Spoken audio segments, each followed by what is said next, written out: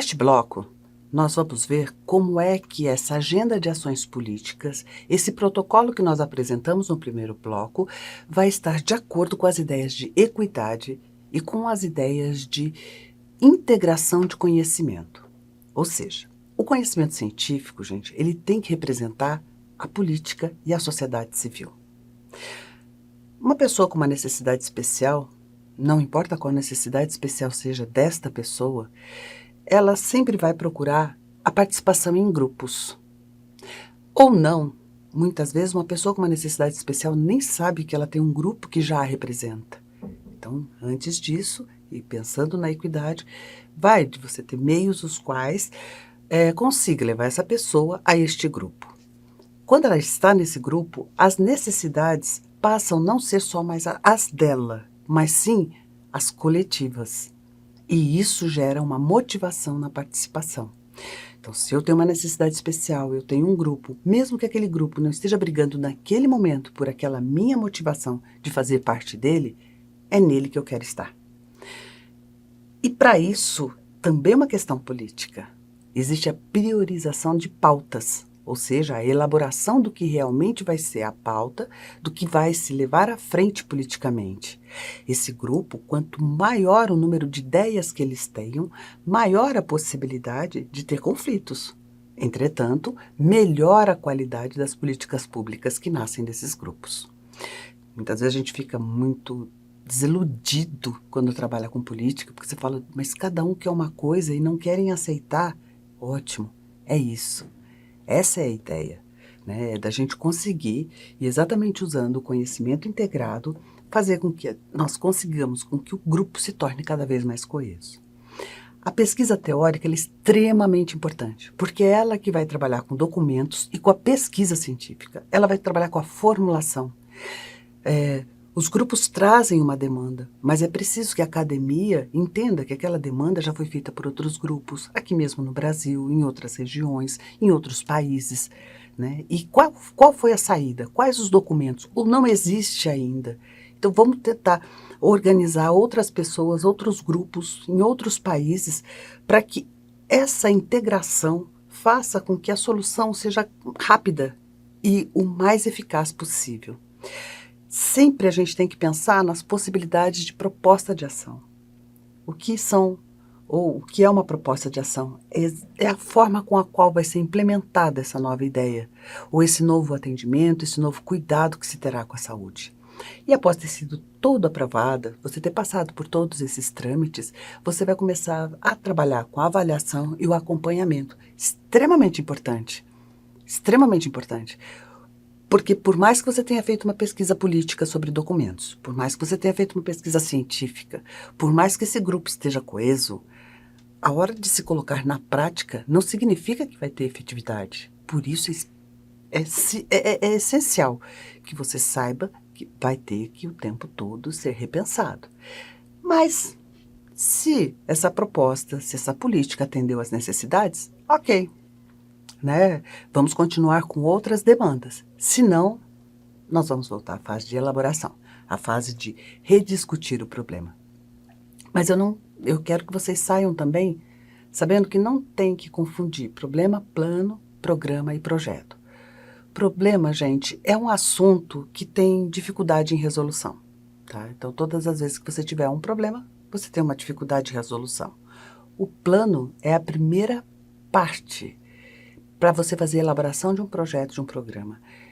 Não tem como estar com o grupo, não fazer uma ata de reunião, não colocar ali exatamente quais são as demandas e necessidades, um cronograma de ação e quais ações em cada momento. Isso é um plano.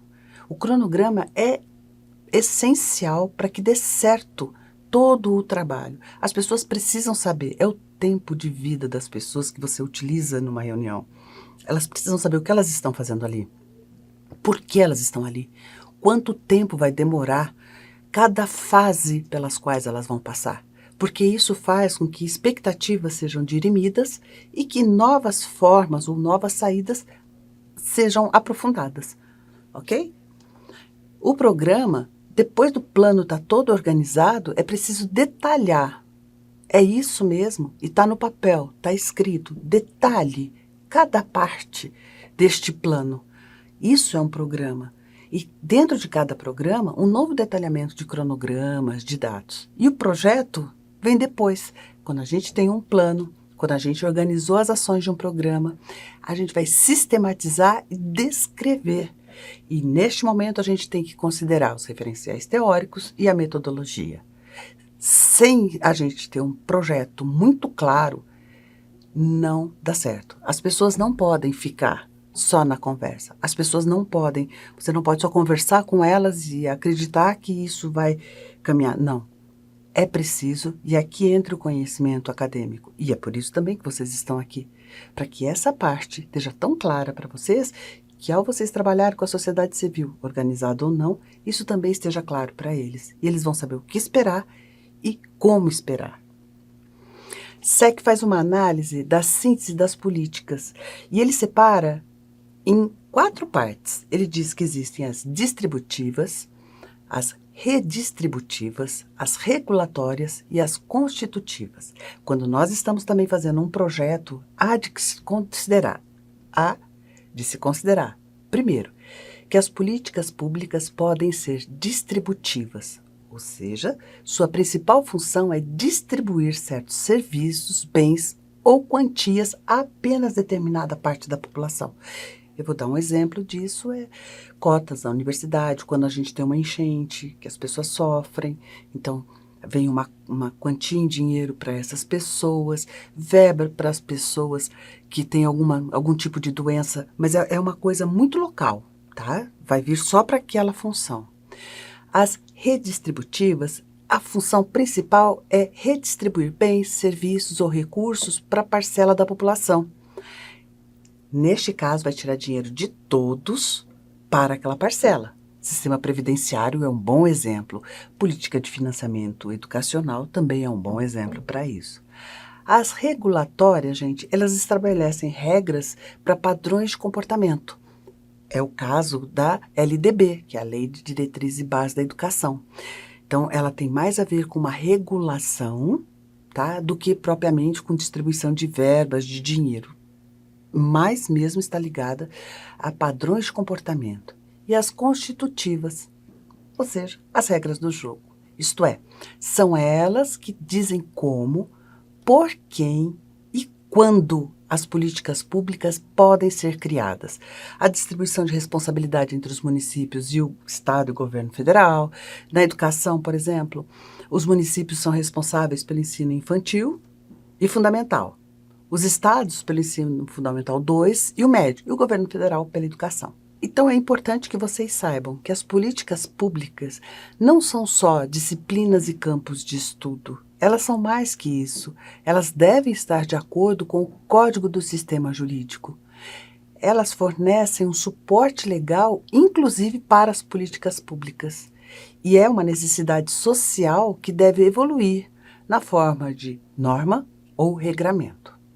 Nessa segunda parte, então, que nós terminamos neste momento, nós trabalhamos as características principais e estruturais das políticas públicas. E a saúde?